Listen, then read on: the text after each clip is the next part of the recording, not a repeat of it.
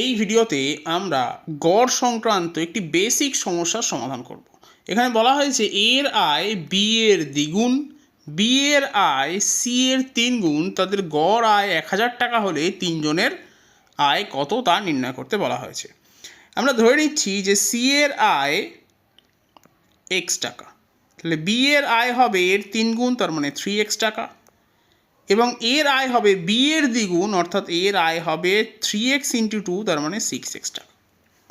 তাহলে তাদের আয়গুলো যদি আমি যোগ করে দিই তাহলে এখান থেকে পাচ্ছি 10x। তাহলে 10x সমান সমান গড় যেহেতু 1000, তাহলে মোট হবে 1000 গুণ 3, তার মানে 3000। তাহলে x এর মান আসছে 300। তাহলে সির আয় হবে 300, বির আয় হবে 300 গুণ 3, তার মানে 900,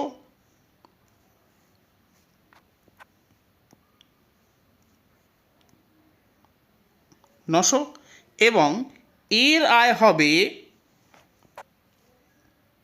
6 গুণ 300, তার মানে 1800 টাকা।